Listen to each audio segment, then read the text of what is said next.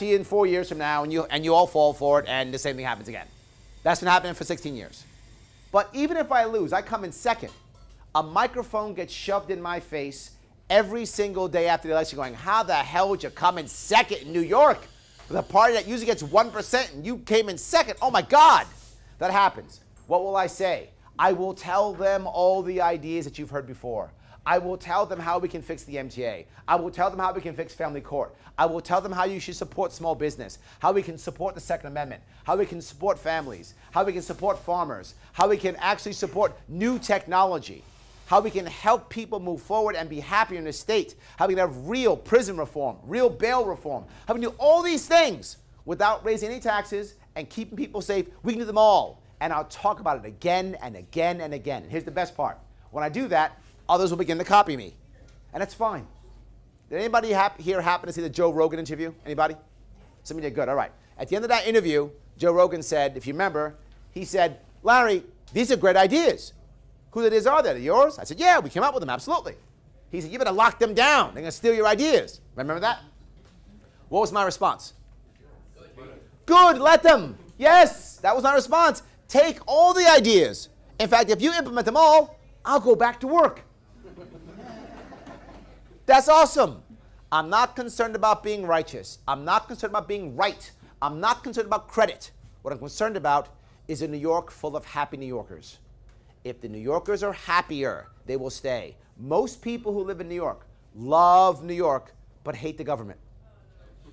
It's truth. Most people who live in New York love New York, but hate the government.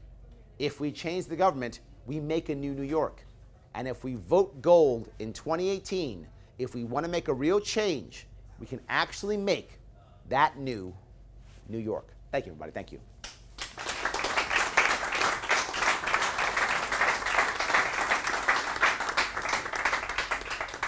I want to do what I often do. I could sit here and talk for 4 hours. I actually did once. There's so many things broken with New York State, I could probably talk for 4 hours. But I don't want to do that. Instead, I want to ask what matters to you and what you think. And I promise you, any question is okay. Any comment, if you're unhappy, you think I'm wrong, or you're angry at me, any comment is okay also. If you've noticed, every time I do this, I never have notes. I've never have rules. It's whatever you like. So please, anyone have a question or a comment? I'm happy to take it now. Go ahead, please. Absolutely. I am the only candidate who actually wants to make hemp and cannabis regulated like onions. And when I say onions, I mean like onions, with one minor exception. Say again? The medical program's still not right. I know. I'm going to fix it right now. I'm going to tell you right now. You asked me, I'm going to tell you. All you have to do is you're 18 years old, and guess what? Onions. Do you require a special license to purchase onions? Let me, please answer my question. Do you require a license to purchase onions? No. When I'm governor,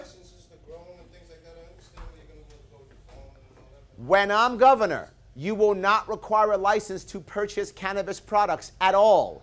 There will be no difference between medical and, say again? There's two different angles. Medicine and recreation, I understand where you want to go. This is a multi-million-dollar business straight out of New York. This is the heart of it. I'm agreeing with you. My friend, you are angry for no reason. I'm all over this country. I'm not angry. No, you're angry at me. We're on the same page. We on the same. I was just at literally a cannabis. I'm telling you. I got everyone that don't vote. Is what you don't understand. Then tell them to vote for me. I'm the guy who's telling you. Let me answer. Will you let me answer, my friend? Let me answer. I will tell you. Let me answer. Number one, like onions. That means, number one, I'm going to help out small farmers. I am not going to overregulate. I am not going to overtax it. If I overtax or overregulate, two things happen. Big business wins, small farmers lose. Second, black market explodes. I don't want black market, and I don't want big business to win. So to cut out the black market, we got to discuss what's going on with the taxes and the revenue. You are, my friend, you are not hearing me at all. I'm going to try it again. I'm sorry you're not hearing me. No worries. I said onions. Is there a massive tax on onions? Is there? Then there will not be a massive tax on marijuana. That's my point. I said onions. If we have massive taxes, we see it in Colorado, we see it in California, we see it here in New York. There is a massive black market. You know that all of you guys who smoke or use cannabis products know is a massive black market. I don't want a black market. What I want is a legal market, a safe market. So like onions, there is no massive taxes. I want an actual small farmer in New York State who's struggling right now, who has 7 acres, 10 acres, 15 acres, 5 acres, who can't make it, to now decide he or she wants to use hemp or cannabis. And they can do it in a craft way, just like the beer industry, just like the coffee industry here in New York State, how it's exploded. That means if you want to have a craft grow, you want to grow hemp for hemp plastic, hempcrete, you want to do hemp rope, hemp cloth, go. Do that. That'd be amazing. You want a cannabis grow, local grow. You want to grow just for sleep products, just for medical, just for recreation. Not my business and joy. You want to do that? Go ahead, which will give small farmers a chance to survive. But I'm not even done with that. How about those people who have right now a bunch of chronic pain? A lot of people in New York State have chronic pain. Tons of them. I get it all the time. People walk to me in a fair and say, Larry, I really hope that you legalize marijuana, because I smoke some marijuana at night before I go to bed, and I have my son buy it. I don't want him to go to jail. That kind of thing happens all across this state. Why? I have an idea. Have a cannabis product. Have an edible. Have a liquid. Smoke a cigarette. I don't care. Smoke a joint. It's fine. Look, I'm the squarest guy you're going to find. The only drug I use is caffeine. That's it. I don't even drink alcohol. So it's not like I want to get high. But if you want to have a happier life, if you don't want to have chronic pain, why am I going to stop you? Who am I to stop you? But here's the best part. What if you're poor? You're on Social Security. You have a fixed income. I have an idea. Grow your medicine in your backyard. I said onions, and I meant onions. Grow your medicine. You can grow onions in your backyard if you want to. Grow your medicine in your backyard if you want to. I don't care about being righteous. I care about happy New Yorkers. I care about good farmers. I care about happy people who have chronic pain. That's what I care about. But I'm still not done. If we actually bring this back to New York without the high taxes, without the high issues, guess what will happen? The youth will run back to this state because they'll love to be involved in hemp. They'll love to be involved in cannabis. They will jump and they will come here all day. They'll bring their families and their friends and bring people back to New York State. I will judge my first term by one very important number. Are there still over 100,000 New Yorkers leaving this state? If they are, I have failed. If not, I'm winning. That's what I care about. So you're right. It's a disaster. Get rid of the whole thing.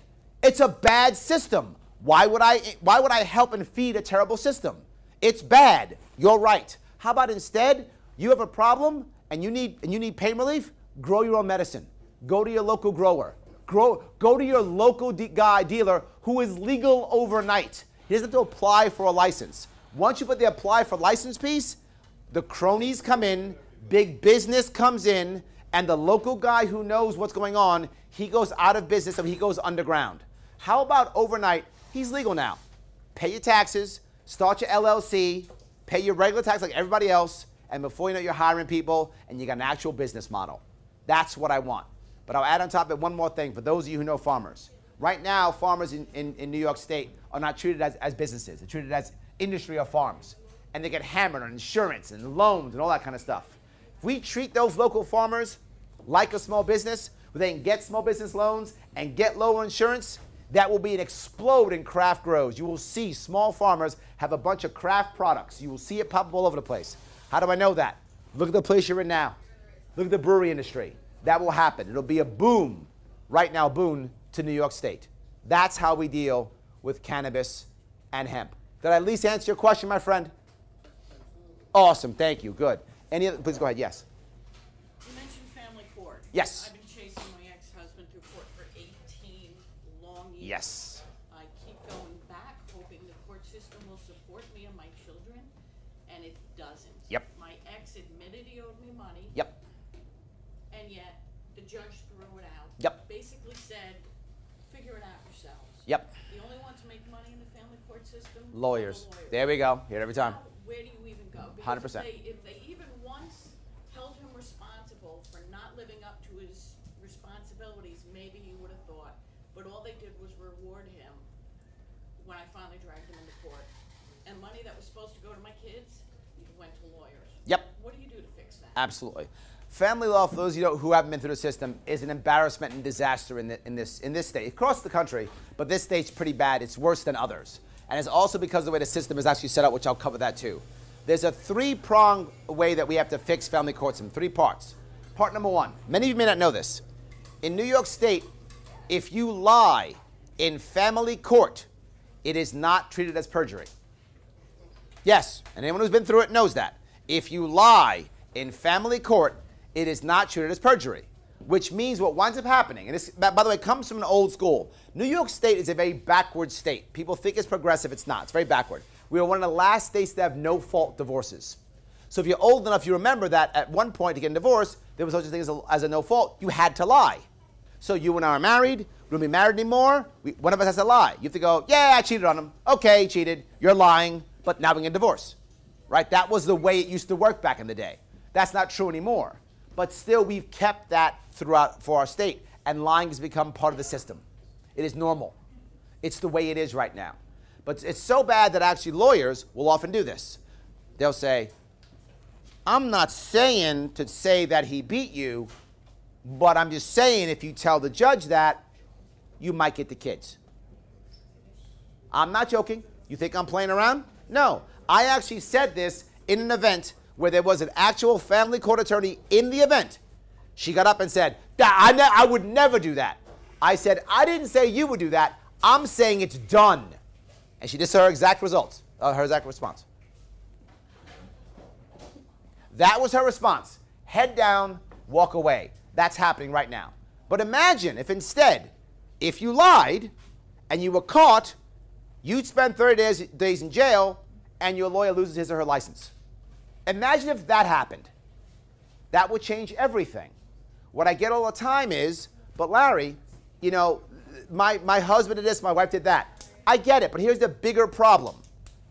If they lie, there's no repercussions. So they lie. They say they don't have money when they have money. They say you beat them when you didn't beat them. They say you cheated when you didn't cheat. They say you did all types of horrible things.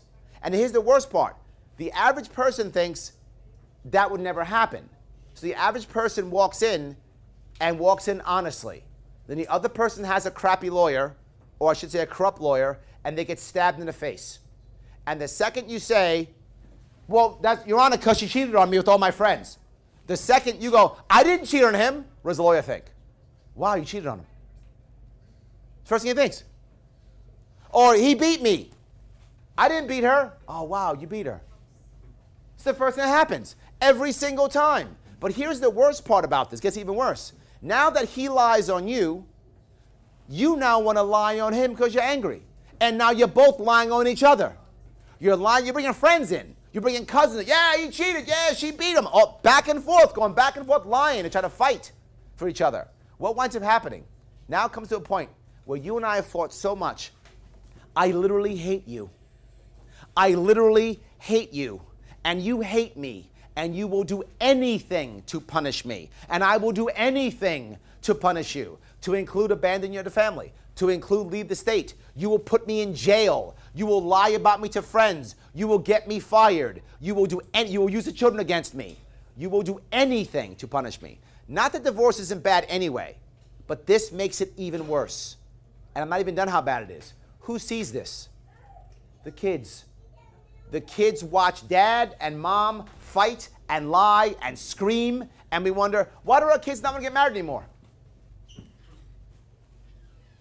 Why do our kids not respect the institution of marriage at all? Why do our kids not respect each other? Why do so many boys hate so many girls and so many girls hate so many boys? Well, guess what? I'm a young boy, and I saw my mother lie on my father straight blatantly, and I knew it. And I saw my father lie back. Why would I want to have a relationship? So they can actually stab me in the back? I don't want that. That is now a barrier we have to get our kids have to get over now. It's because of family court. But it gets even worse than that. It brings others in too, and now they're all liars also. Now I can't even trust my uncle or my aunt or my grandma because he or she lied too. I watched them lie. It all happens. We wonder why they're all on drugs, why they're all taking drugs, why they're all broken, why they're all depressed, why they're all sad. Yeah, this is personal for me in one way. I haven't been through this at all. To be forward with you, as I talk about marijuana, as I talk about this, I don't have a horse in this race. I don't do drugs in any way. I haven't been through the system. But I did lose my father when I was a kid. My father died when I was 11 or 12. And my father passed when I was that young. I lost my dad. And I would have rather had a broke dad in my life than no dad. Any day of the week. I'd have rather had a broke dad than no dad. And what winds up happening is the next thing comes on, which is the second part. That's the first part, is making perjury an actual crime. Lying in family court should be treated like an actual crime. Number one. Gotta go through this, guy. Gotta go through it. Let me go through it. So, second piece. After that, it's very important that we understand that the focus now is always on money. Money matters. It absolutely matters. It is important. But the first thing should be children with kin. That should be the number one issue, and money should be next to it. Why does that matter? Because here's what happens. If you have a system to where you're telling the truth, now if a deadbeat dad exists, you'll know he's deadbeat dad. He can't hide the money. And you see dads will do it, so will moms. But they'll do it where I don't have any money, but it's a brand new car you just drove up in. I don't have any money, but you've got a brand new house. And they found out that they're lying, no repercussions. But if there were repercussions, mom and dad can't do that anymore because now they're lying. That's now punishment. With that in mind, I don't want the number one issue to be money, because when the number one issue is money, almost always the father gets beat up more than the mom. Almost always. How? You, and this is how it works. You at one point in your life made $100,000. I don't know if you have, but in this case you did. Now you get divorced. The court now says you must pay alimony or you must pay child support as if you make $100,000 for the rest of your life, or until your kids are 21 years old. So your kids are 21 years old. How is that legal or fair? If you were married, would you have to do that? Of course, there's no law you have to keep making some amount of money. You have to pay for your kids when they're 19, 20, or 21. No, they're adults. But now because you got divorced, you have to pay for your kids till they're 21? Why is that a thing? How is that legal? You have to support another legal adult. In what other world is that okay? Only in this one. The person is a legal adult and you must by law support them. As a general rule, if you want to pay for your kids' college, you're going to pay for your kids' college, whether the court tells you to or not. If you can afford it, you will. General rule. If you won't, you won't. And if you're the kind of dad who doesn't want to pay, then don't pay. That's the kind of dad you are. How are you? Hi. Hi. I'm a mom with a dad who doesn't want to pay. Yes. And I own this store. I love it. Thank you. Yeah, I have to leave. I can't listen to this. Please, stay. Please stay. It's so hard. I know, but you're exactly the point. I want your ex-husband to have to tell the truth. And he doesn't have to right now. He can lie in court all day long. If he actually tells the truth, then he has to be held accountable. And he should be held accountable. The problem is there are many dads who are good dads and who are being lied on themselves. The bad dad should be punished. And the bad mom should be punished too. There are also bad moms out there who are doing terrible things. They should also be punished. It all relies on the first piece. You must have honesty in the court. If you don't have honesty in the court, everything else fails. That's why I focus on that first. Here's what I'm going to guess. I don't know if it's true. You tell me if I'm wrong. I'm happy to be wrong. My daughter has to leave right now because this is such a sensitive subject. Yes, and I'm glad you brought this up. No other gubernatorial candidate will bring it up because that happens. Because women get mad at me more than men, because kids get messed up all the time. And I accept that, and I will still take this on because this matters. Because this matters. It has to be taken on. No other candidate will. So I will take it on. Which means I want your kids to have their dad to the best of their ability. I want your husband to pay his debts. He won't do it if the court allows him to be a deadbeat. If the court allows him to lie. I don't know your husband. I don't know what he's done. The court is the only reason why he pays anything. Good. That's a good thing then. I'm glad. Be filmed right now 'cause this is Yeah, it's okay. No. I'm happy. I'm glad you're getting some payment. I'm glad you are. I hope you treat. I hope you're treating fairly. It cost me $30,000 to get that payment. That happens again all the time. The issue that happens in family court is the entire system's broken. I agree with Everything has to be fixed, which is why I'm talking 3 major overhauls. The second one is the idea of focusing on kin. But the third thing is, right now, family court is looked upon as a secondary court because it's not Supreme Court. So many of the judges who are there don't care or aren't worried or making their next step or look at it like it's not important. Go ahead, please. My case was in Supreme Court. Oh, good. So, good. That's different for you. I'm glad. Supreme Court's usually better. Oh, okay. It is. 2 hours to have a judge hear it. Usually better than family court. It usually is. It's still bad, but usually better. We have to revamp the entire system. The family court system collapses constantly. So what's your proposed solution? Yes. First thing, as I said, I'll bring it up again. Number one issue, if you lie in family court, it is perjury, treated as such. If you lie, if you hide money, if you hide anything, tell the truth. If you don't, you and your lawyer are punished. Number one. Would that be on like the claim? Like let's say that there's, the show cause. If in the show cause, if one of the partners files a claim to show cause and Yes. has a lie in it? Yes. Okay. That is exactly, yes. Oh, good. Yes. That's what I'm telling you. Yes. Now, did your husband, do you believe he did that? Oh, I know he did. Yes, and I would bet the judge knows His father too. will call. Hold on. I would bet the judge knows too. Well, we proved it. Yes, and there was no punishment, hence my first part. Well, Yes. child support is his punishment.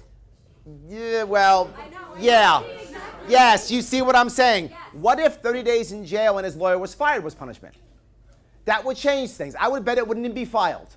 I would bet if his lawyer would lose his or her license because of that, that wouldn't have even been filed. And that's my point. That's the core, guys. The core of this is stopping lying in family court. That's the core. That's why it's the first piece. The problem is, Go ahead, please. the judge looks at you and assumes you're lying when you're telling the truth. Yes. Because everybody's lying. That's correct also. It is a cultural issue, as I mentioned earlier, from the past. The cultural issue has still stayed. And the last part I mentioned, a lot of judges are looking at this as a stepping stone. They don't want to be here. They want to make that shift to the next piece. To be forward with you, I'm going to say something that's going to sound crazy. Elliot Spitzer was the first person who wanted to fix this. Yes. Yes, Mr. Yeah, there we go. About 12 years ago, he actually he saw the problems, he wanted to fix this. And of course, he was importing ladies from other states, and he got himself in trouble and got removed. Right? But he wanted to fix. I'm not the first guy to want to fix this. This should be fixed. And just imagine for a second if, at the beginning, he couldn't have lied. He couldn't have said all these things. Think of all the pain and suffering and money you wouldn't have to spend right now if just that one piece was gone. This is what I'm talking about. Imagine if I'm sure your husband has said how he has no money, he has nothing, but then he goes off and does cool things anyway. I heard those stories all day. Imagine if he couldn't lie anymore and his lawyer would actually be punished also. He didn't even lie the whole time. He just refused to pay until I took him to court. Yep. And then he goes, okay, I lost. I rolled the dice. Maybe I'll win, maybe I'll lose. But if there was punishment Yes. for him not having paid, not following a court. Well, that sometimes happens too. That sometimes depends on the court. I have Yes. asked a million times, Yes. and what he does is he turns it around and lies about me. And lies. Do we guys hear the lying again? The judge goes, hey, you know what?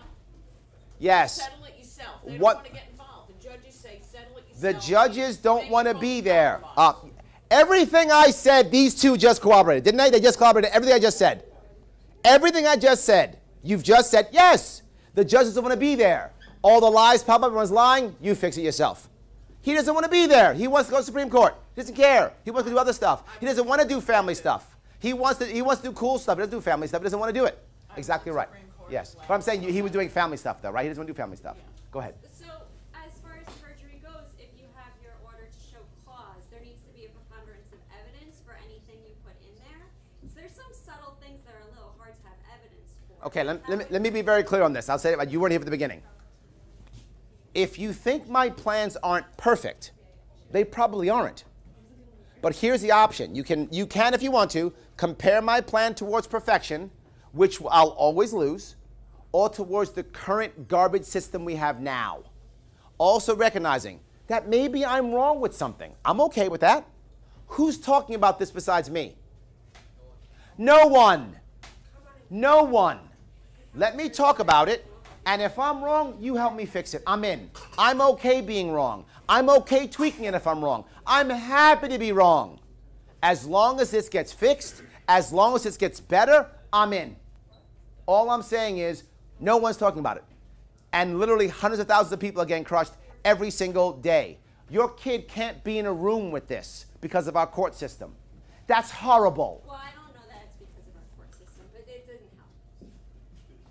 I think the underlying cause is when you have a parent who's not present, it's heartbreaking for a child regardless of the court system. Of course, but are you telling me that if you're unhappy with your ex-husband's activity, that doesn't come out between your kids? They don't see that? They don't feel it? Of course they do. Of course they do. That's my point. So the easier that we can make divorce, now divorce is going to be tough. I get it. It's a badness. But the easier we can make it, the better off what kids will be. Because here's the biggest issue.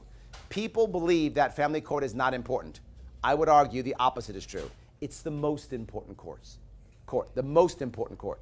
If we have better families and safer and better divorces, we will have less unhappy kids, less kids in prison, less kids doing dumb things, less unhappy parents, less parents on drugs, less kids on drugs. All the things get better if we have better families. I don't see anybody talking about that. Nobody. Thank you for having us here, and thank you for saying that. Thank you for responding with respect. Of course. Telling me to get out of here then. No, of course not. I would never do that. It's my place, though, so I may have been like, You could have thrown me out. You could have thrown me out instead. There we go. Yes. As I said, guys, I take all questions, all comments, no matter what. 100%. Yes. Thank you. Yes. Please go ahead. Yes. Larry, Yeah. ladies and gentlemen, I stutter, so please hang in. I've known you a long time. You have. As you know, I drink in various places. Yes. With the lawyers and the judges. Yep. The paper has been doing an article. The first level, as you said. Yep. Family court. Yep. How does a person get on the ballot? Cross endorsement. Yes. They can't lose. Yes. All they have to be is a good party hat. Yep. Now, if a member of your party walks in and say this gentleman or this lady is her lawyer, and this other guy who's a total stranger is his lawyer, the father or the mother is dead. Yes. Because the lawyer is from the same party, they're hand in hand. Absolutely. As a guy that drinks with the finer people in the county, it's true. And It the is. paper has been doing. Newsday, on either Saturday or Sunday, had an editorial. Yep. You got to get rid of that, or you won't change. I agree. the report. The whole system's got to change. I agree. I would like to revamp the entire thing. Again, Spitzer had an idea to revamp the whole thing in 2006. I'm happy to revamp it. And there's a better way. Again, I'm in. All I'm saying is I can't have this stay the way it is. I'm not going to be a hostage to a terrible system because you can't find the perfect system. I'll take better. Let's fix it. Let's make it better. And let's keep getting it better. Let's keep finding the holes and fixing them. I want it to be fair. You can see the damage that's being done to our families throughout this state. You can see it. You all know someone who's been in a terrible divorce. You all know someone who has a terrible situation. You all know parents who don't see their kids or kids who don't see their dads. You all see it. It's the way it is. are you kidding? Go ahead, yes.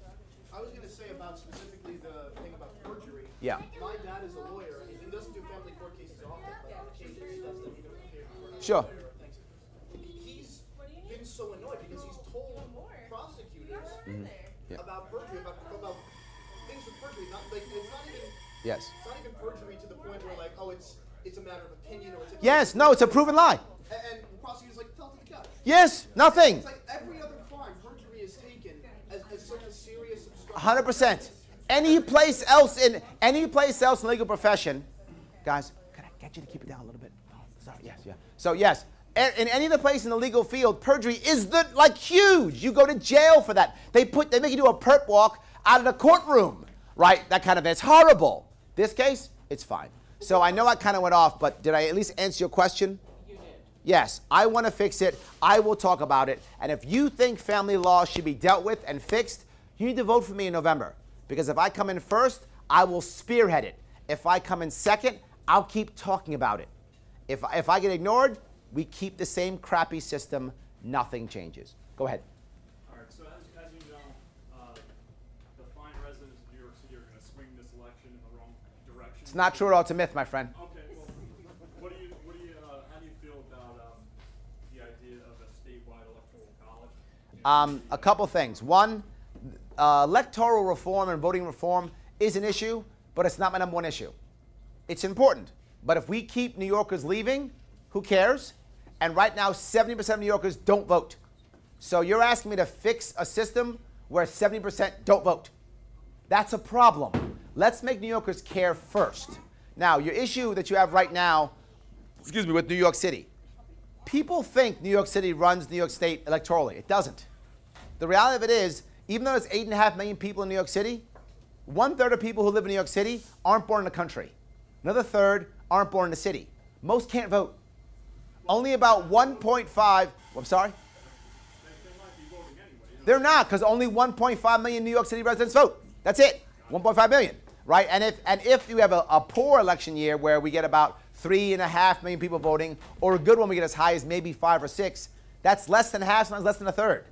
So New York City doesn't poll as much as it can. But what's happened is New York City has so this myth that doesn't matter. And that's why so many people outside of New York City don't vote. As I said, 70% don't vote because they think, why bother? New York City runs everything. Why bother? I'll say it again. The largest voting block is people who don't vote. That's the largest voting block. That's even nationwide. In 2016, 90 million people didn't vote. That'd put anybody in office. That'd be Trump and Bernie. Go ahead. You might want to try to get on Andrew Wilcox's show, because that's what he's telling everyone for years now, that New York City runs the vote. I know. People keep saying that. Yeah, you should tell me he's wrong. Tell him I said so. Love it. Tell me he's wrong. Yeah, you got a job. Oh. Anyway, yes. All right. Thank you for that. Go ahead. Yes. So I know that you support criminal justice reform. I do. Can you go into like specifics of what you would want? Several things. There's a lot to deal with. One is going into prison, one is being in prison, and one is getting out of prison. All three of those. Getting out of, I'll cover all of them. Going into prison. We should have bail reform. Bail reform is a big deal. What does that mean? You have people who are going to jail because they're poor. Now, there is absolutely a situation where people are flight risks, and you might be a flight risk, right? Or you might be a danger to somebody, right? We'll go with the family code issue. What if you have a spouse who may beat his or her husband or wife up, right? Or what if you have someone who may run and leave the country, or whatever the case may be? Awesome. Instead of because they're poor, they sit in Rikers Island or wherever they're going to sit because they're poor. How about if you put an ankle bracelet on them? Put an ankle bracelet on them, right? If they and give one of the and give one of those detectors to the spouse, and if the guy or gal comes within 1,000 feet of the spouse, 911's called. Done. You now protected a spouse, and the person doesn't have to go to jail to protect it from a spouse, right? If the guy's a bad guy and he's gonna go beat his spouse, 911's called. He gets caught. If he cuts off his bracelet, he gets caught. He goes to jail as he should. If he either isn't guilty or won't do it or is prepared to be an adult about it, then he'll keep his ankle bracelet and go back to work. So you can use ankle bracelets as an exception for cash bail. And here's the best part. Most police offices already have this. Most stations already have this technology already. It isn't that expensive at all. So it can easily be done. So bail reform is important to deal with. Not just that. Why are people going to jail for possession of a plant? I don't accept that as a reason to go to jail because you possess a plant. Part of my making marijuana, cannabis, and hemp like onions, do you go to jail if you have an onion in your pocket? No. So you won't go to jail if you have hemp or marijuana in your pocket. It is not a reason to go to jail. Now, if you rob someone to get that plant, you should go to jail because you robbed somebody. If you rob somebody or beat somebody up to get it, you should do that. But guess what? If you rob somebody to get onions, you should go to jail too. Doesn't matter. I don't care what you're robbing them for. So less people should be going to jail. In jail, how do we have actual prison reform? Here's the problem. Right now, you have two different things. They think, one, every criminal is a victim and every corrections officer is evil, or every corrections officer is a saint and every criminal is worthy of death. Both are wrong. The reality of it is, if you want to fix the prison system, you have to have the corrections officers part of that solution. They need to be part of the solution.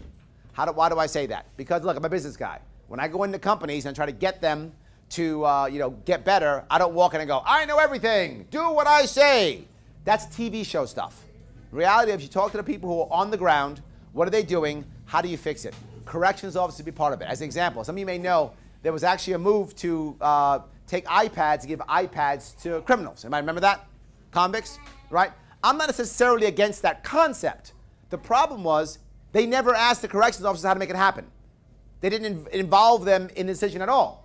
They didn't say, well, who should get them? How should we use it? What's the right way? There are many reasons to do this. One, of course, is marketing for the company. The other one was literally to keep more violent people pacified.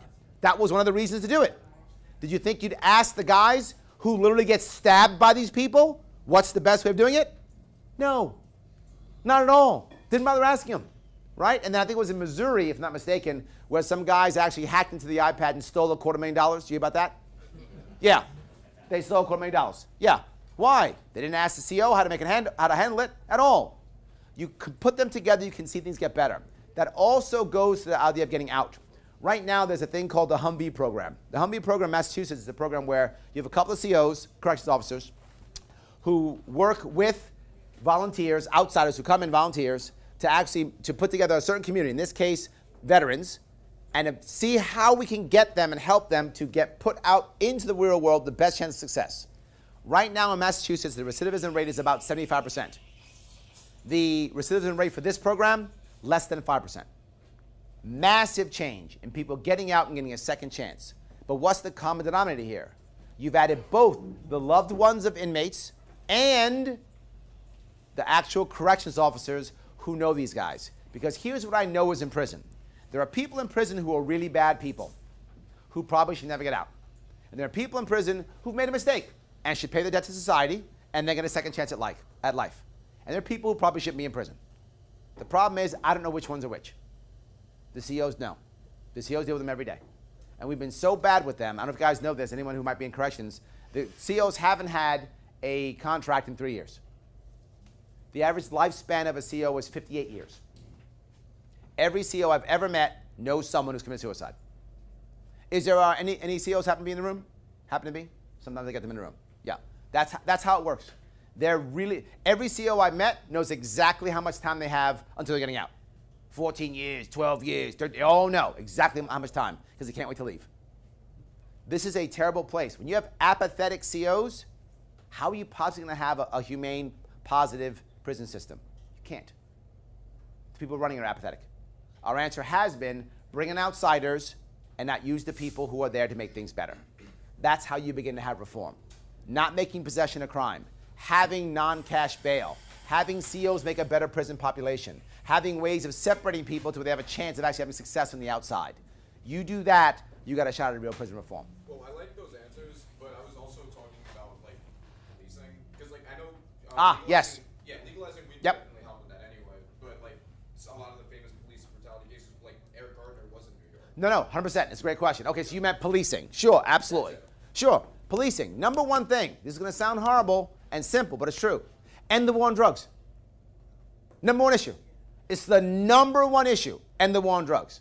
If you begin to end the war on drugs, you don't require the cops to be out there looking for someone doing something that is not really a crime. The victimless crime concept becomes to the forefront, and that's what I want. Number one thing.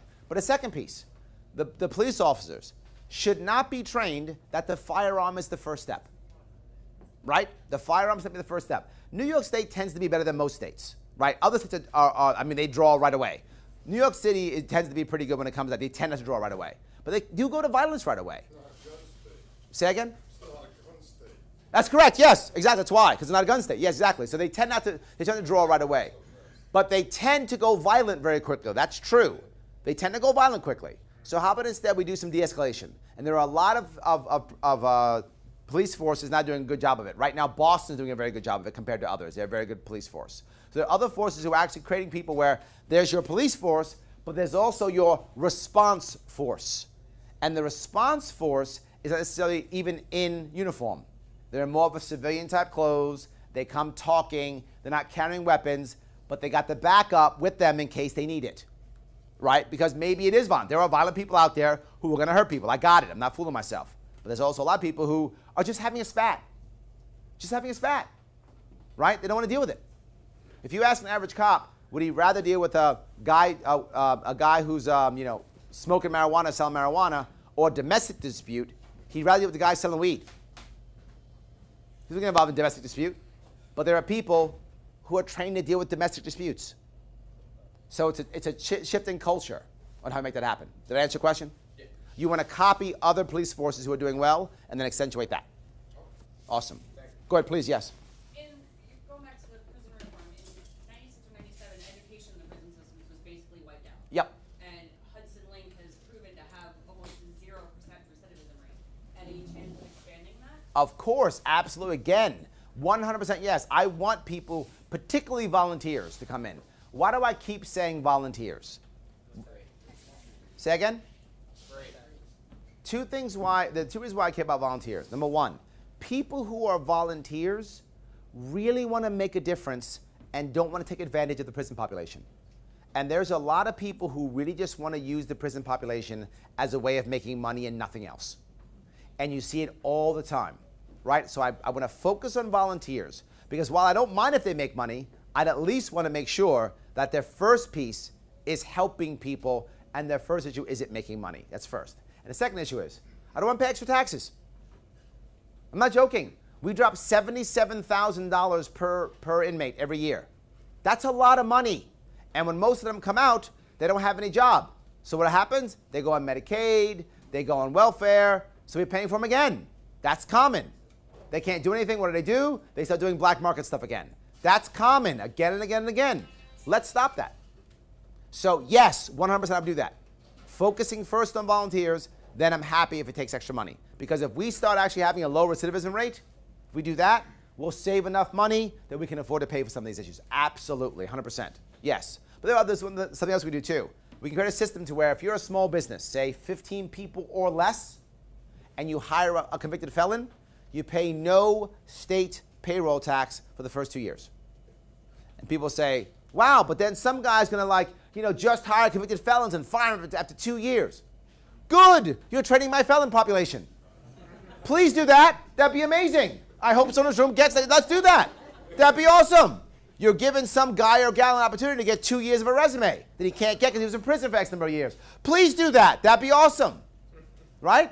And the reason why I say small business is for two reasons. One, small companies tend to hire like this, right? Not through process. So your son did something stupid when he was a kid and went to jail for 3 years. I know you, I know your son. I'll hire him, I'll give him a shot.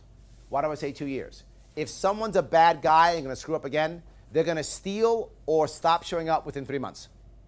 If you've worked with felons, that's how it works. That's simply how it works. They're going to either steal or stop showing up within 3 months.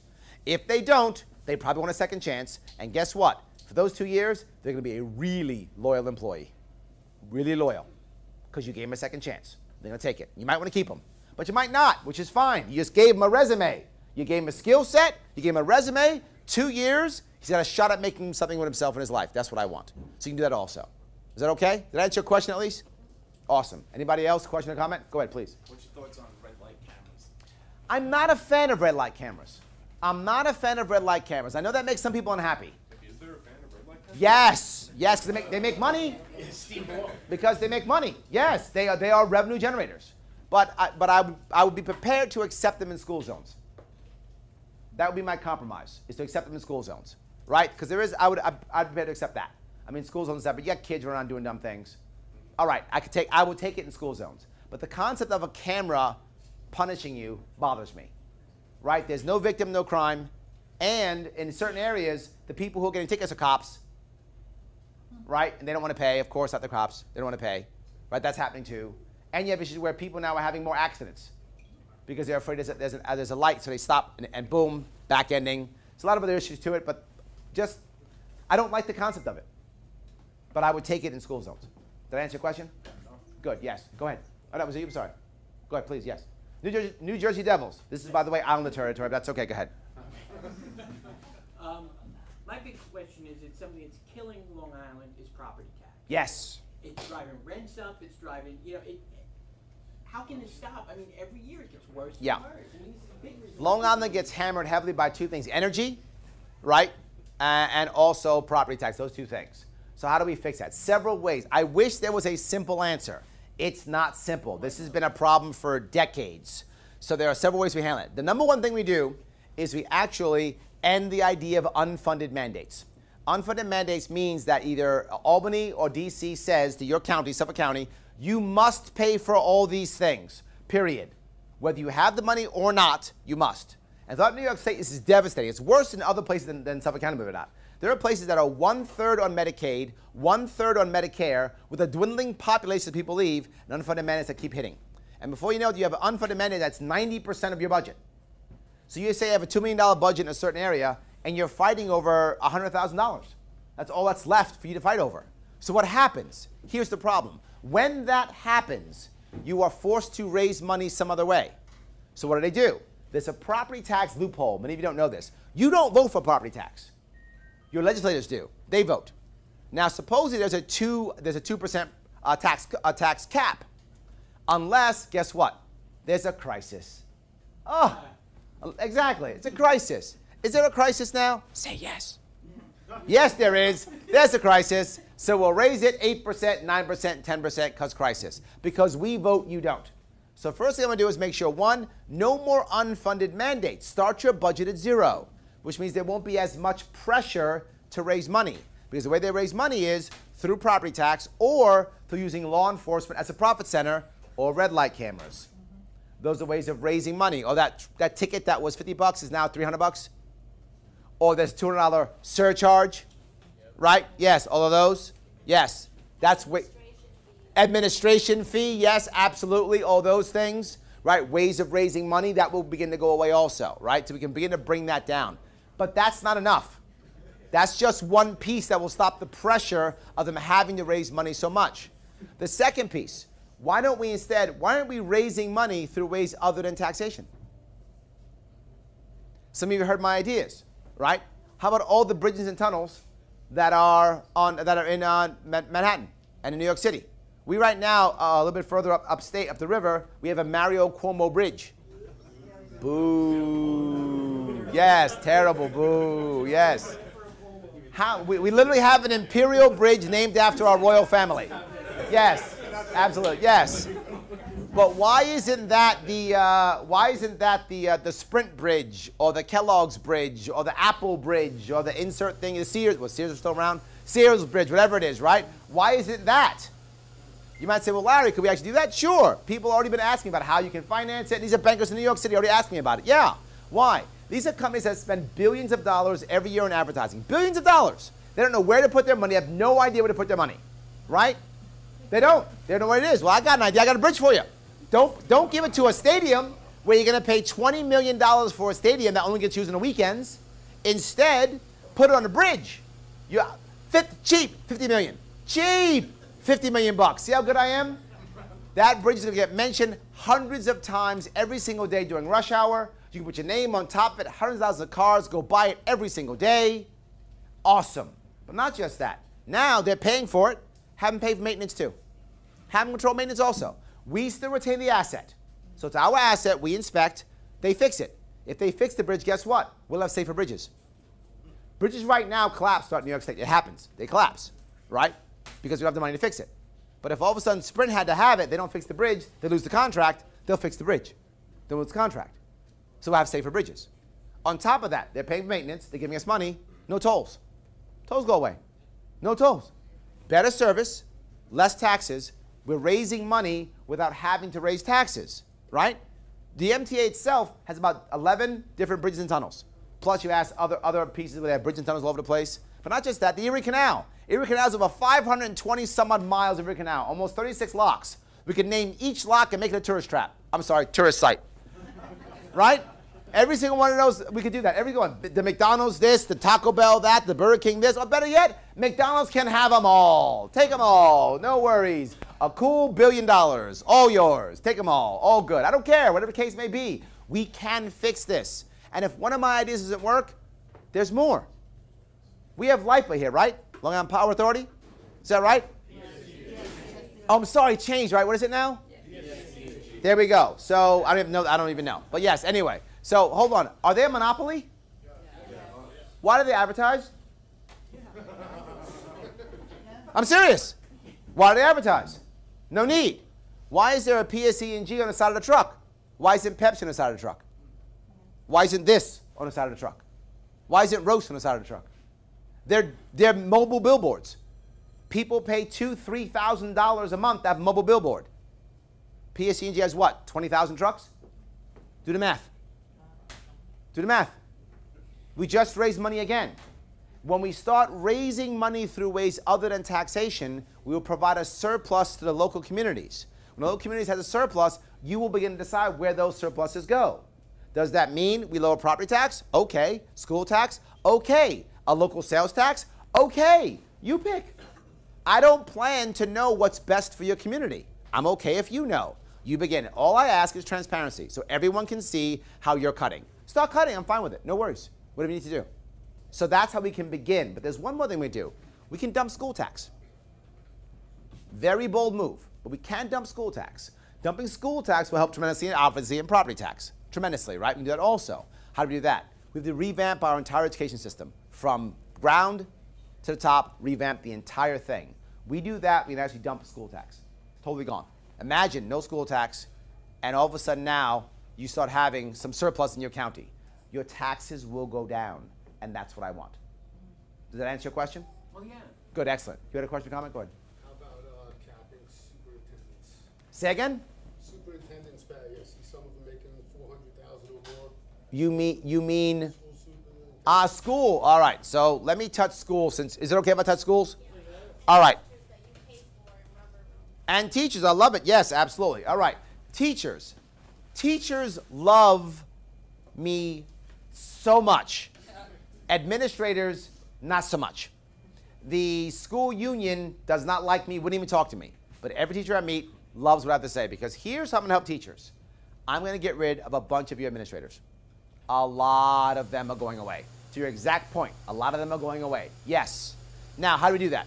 I'm not going to personally do it. Again, I don't know what's right for you, but we actually have a lot of school districts now where there are more administrators than there are teachers. I'll say it again. More administrators than there are teachers. Here's what we have to do. Step one with our education system.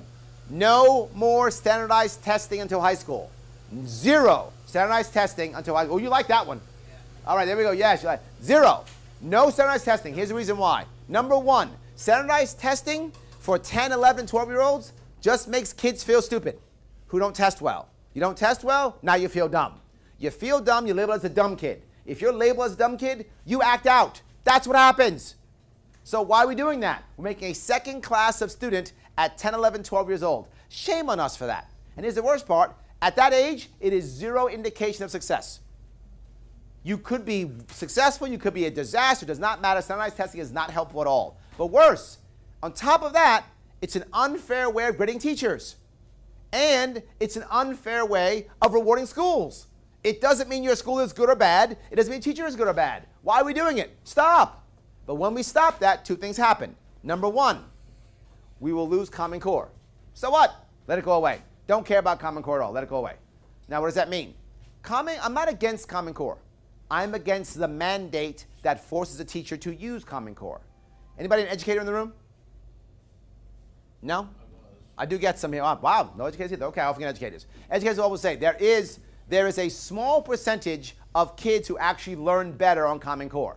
And if you're a teacher and you get that kid in your class, use Common Core. I'm the only candidate that will say, let teachers teach, then I don't add administrators. I actually let them teach. I have a plan to let them teach. I trust them more than I trust me. I trust them more than I trust administrators. So I said, let them teach. If you think Common Core will work for that kid, use Common Core. If you don't, it's okay, no matter what. Next thing will happen. We'll lose federal funding. That will begin to happen. They'll want to punish us and they'll want to abandon and remove it. It's about $4 billion. Our entire budget for education is about $60 billion. We'll lose about $4 billion from the federal government. I can make that up, and I'll show you how in a second. Let me keep going, though, if I could. Not only do I want to make that change, but I want to change the entire system. K through 12 should go away. It's an anachronism. It should not exist anymore. Should be K through 10. The last 2 years of high school for too many kids, and you guys know, too many kids, gym, study hall, smoking weed, video games. You know it's true. Too many kids. For far too many kids. Now, there are some kids who don't do that, but there are too many who do. Too many who do. How do we know that? Because for most of you who know this, the first year of college is what? 13th grade.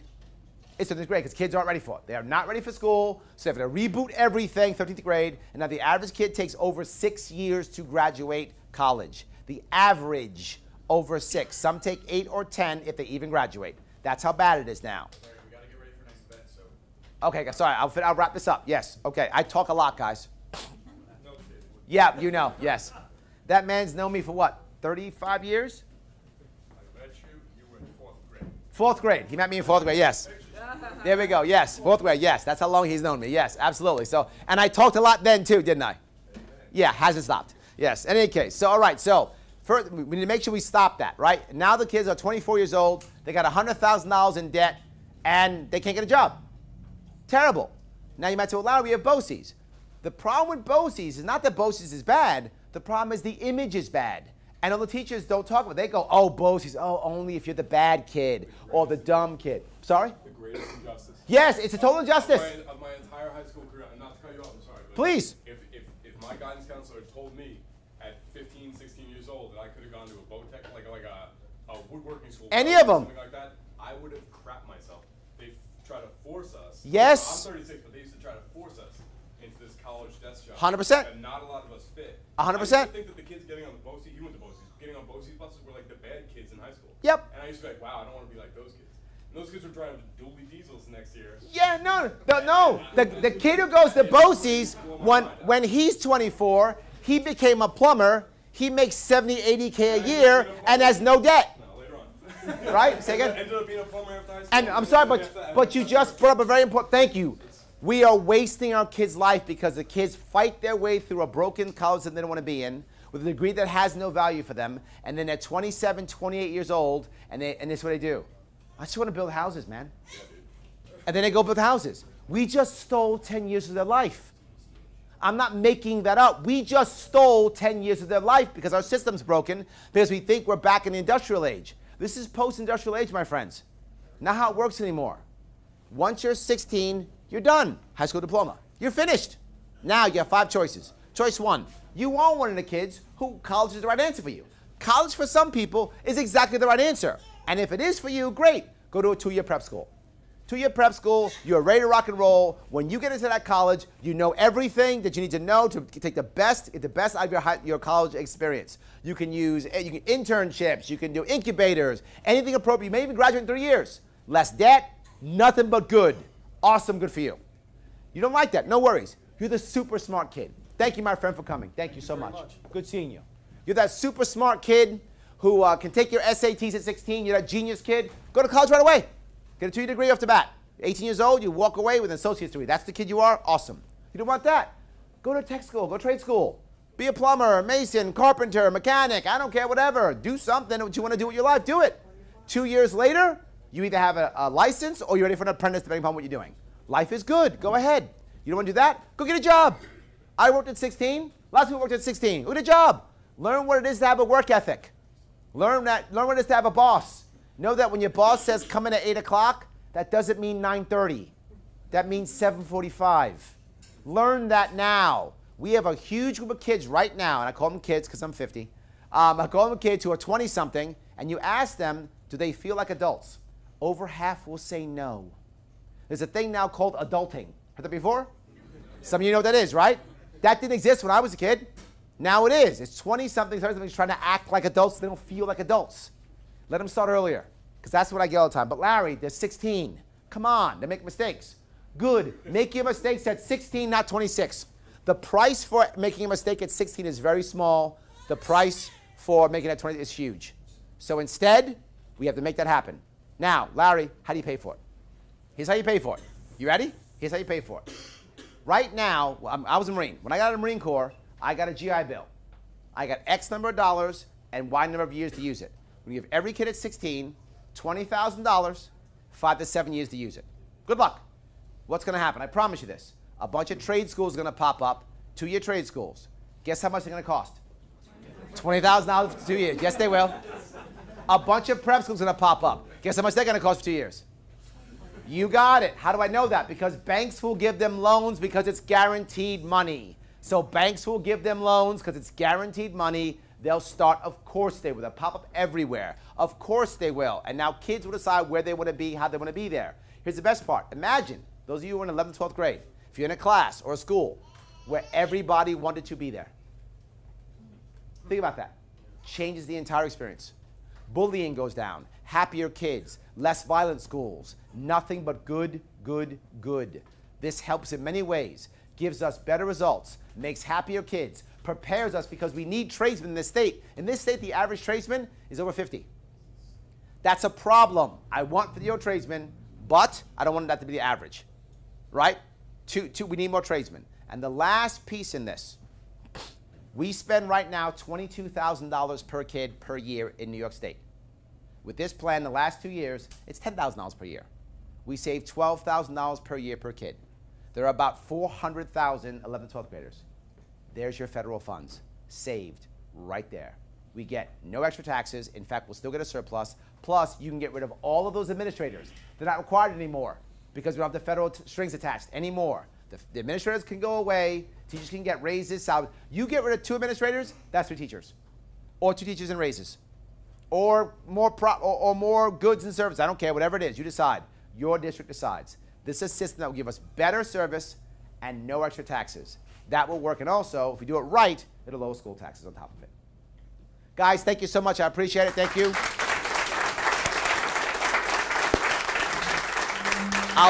Let me leave you with this, if I could. Let me leave you with this. If you do what we've done for the past 16 years and you vote red or blue, here's what I promise. Blue comes in first, red comes in second, there's no change. If you vote gold this year, you vote Libertarian this year, 2018, I promise you change. I promise. Because one of 2 things will happen. If you vote, I'll either win, in which case I'll implement, or I'll come in second, in which case I keep talking. Either way, we get change. Either way, we get change. If you want to support, go to LarrySharpe.com. If you want to buy some T-shirts, Zach, giving T-shirts out? T-shirts and lawn signs. T-shirts and lawns if you want to, please. Go ahead and do that if you like. Love to have that. Or you can go to LarrySharpe.com. Larry Sharpe for New York Facebook page is Larry Sharpe with an E. The E stands for? Electable. Yes, it does. Electable. Thank you, guys. I'm here for selfies. Good. Thank you so much.